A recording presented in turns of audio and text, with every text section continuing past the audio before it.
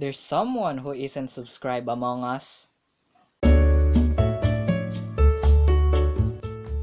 Hello everybody and welcome back to Let's Talk, the show where I talk about gaming and everything about the channel. So Among Us out of nowhere is popular again and now is being stormed with newcomers and popular YouTubers. And in case you are unfamiliar with this game or haven't played the game yet, here's a quick description about it. So Among Us is a murder mystery type of game made by Innerslot and it is released in the year 2018. So it is 2 years ago and it is playable in both PC and mobile devices. And also it can be played by up to 10 players in a single lobby.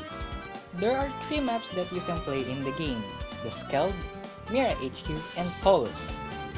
The Skeld is basically a space station and personally it is my favorite map on the game since it is easier to navigate and that's the map that I played the most in the game. Next is Mira HQ. Mira HQ is basically somewhat an airship but it is a small map. Why? Yes, it is easier since there's not much room to look at, but it is a little hassle. By I mean a little, it is really big hassle to go to different areas due to the length of the hallways. I mean, look at this! Look how long this is! Anyways, lastly is Polus. And Polus is a more challenging map since it has new elements that makes the game even better and can differ your playstyle when playing this map. So there are 2 major roles in this game: the crewmate and the imposter. The crewmate's job is to finish all of their tasks, report the dead bodies they find, and share the information they know. And most importantly, find out and eliminate the imposter in order to win the game. Meanwhile, the imposter's role is a direct opposite to what the crewmate's role was. The imposter must kill all the other crewmates, sabotage any rooms to confuse the other crew and have a chance to kill them, and if they sabotage the important ones and the time runs out or the crewmate didn't fix it, they automatically win the game. By automatically win the game, it is the imposters. So why am I talking about this role so much? It is because I will be talking about some of the types of players that you may encounter while playing the game. And side note, these types of players that I will be talking about is only based on my personal experience in the game. So first, the types of players you can see in a crewmate. The newcomer. This type of player is pretty common right now and basically will press the emergency button just to ask of how the game works, how this do, how that do, and anything else about the game. But don't worry, don't be annoyed to these guys because they are learning on how the game works and just having fun on playing the game. The task managers. This type of players is slightly common when you play in other players' lobby. And basically the only thing they'll do is finish all the tasks given to them first before they do other things like reporting and surveying the field, but sometimes they do report when it is important and necessary. But sometimes these task managers are the key to winning. Why? Because they fill up the task completed gauge on the upper left corner of your screen. And once that thing is full, the crewmate wins and the imposter loses. So basically, you must protect the task managers at all times. The reporter. These players are slightly common. Yes, they do the task, but in what they specialize at is in reporting information. Basically, this guys gives a ton of information that can help others in finding the imposter. And yes, when I say ton of information, they will write a whole paragraph on what they knew before the time runs out in the chat. Or if you are in a voice call like Discord or Messenger voice calls, they will provide you a sentence or paragraph long speaking on what they knew. And they do really help on finding out the imposter, and they are one of the key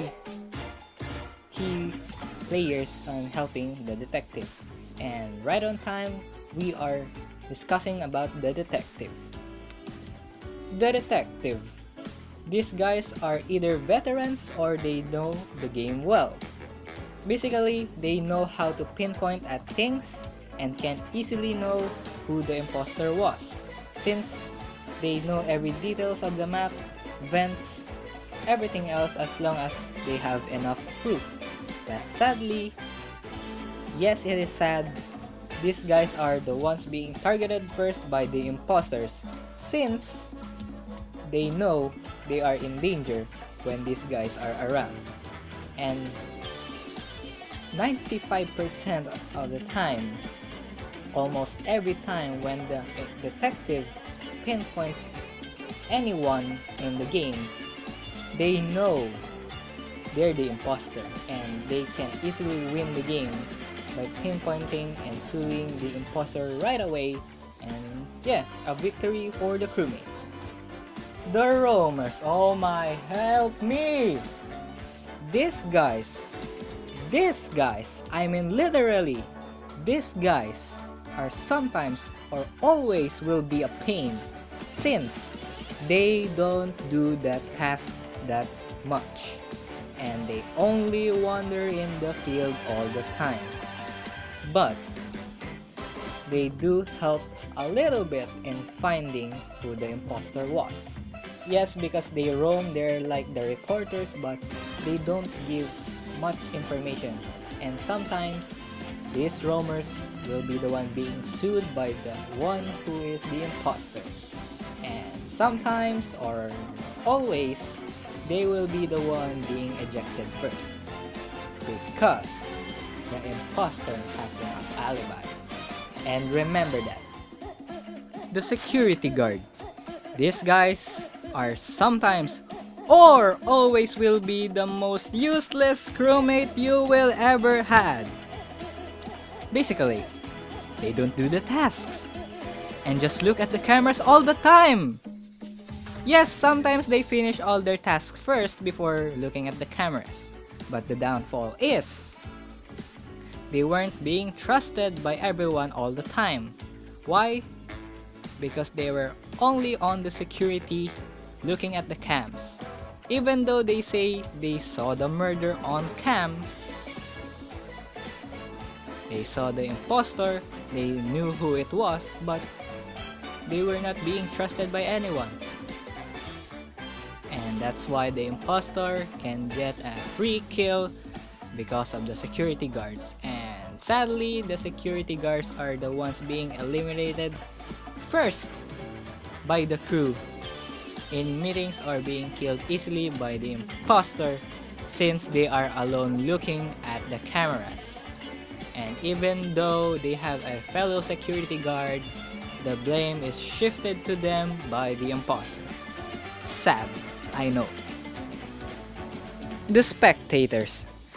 Basically, these players are the ones who died early in the game, and help them because they are the most annoying players or crewmate you will ever had in the game. Why? They either help the crew win or spectate and do nothing else.